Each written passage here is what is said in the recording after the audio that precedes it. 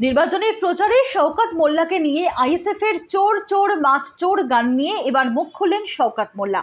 সাংবাদিকদের সামনে সরাসরি আইএসএফ কে আক্রমণ করে তিনি বলেন, আইএসএফ এর রুচি নেই, ধর্ষক নেতার রুচি কি হবে? শওকতের দাবি, আইএসএফ এর নেতারা এমন কর্মকাণ্ডে লিপ্ত যে তাদের রুচি নিয়ে বলার কিছু নেই।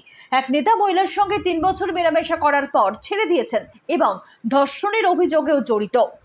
শওকত মোল্লা আরো বলেন, দলের নেতাদের এই ধরনের কর্মকাণ্ড তাদের নৈতিক এবং রাজনৈতিক অবস্থানকে ক্ষতিগ্রস্ত করছে। আমার মাথায় এই সব নিয়ে ব্যথিত নয়, আমি জনগণের জন্য কাজ করতে চাই, মন্তব্য শওকত মোল্লার। পাশাপাশি আইএসএফ এর সমর্থকদের নাচানাচি আর বিতর্কিত প্রচার কৌশলকেও নিশানা করেছেন তিনি। শওকত উল্লেখ করেন, মাছচোর নিয়ে গান গাওয়া এবং প্রকাশ্যে নাচানো এগুলো দলের শোভা বৃদ্ধি করে না, বরং তাদের রুচি এবং নৈতিক মান নিয়ে প্রশ্ন তোলে। শওকতের সংযোজন, আমি ব্যক্তিগত আক্রমণ করতে চাই না, তবে জনগণ যেন বুঝতে পারে কোন দলের নেতারা কি ধরনের আচরণে লিপ্ত।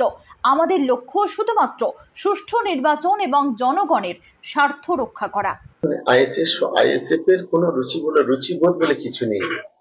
এদের যে নেতা, যে বিধায়ক, সে যদি একটা মহিলার সঙ্গে 3 বছর মেলামেশা করে তাকে যদি ছেড়ে দেয় এবং সে যদি ধর্ষণের চেষ্টা করে, সেই দলের নেতা কর্মীদের কতটা রুচিবোধ থাকবে এটা তো আমাদের জানা।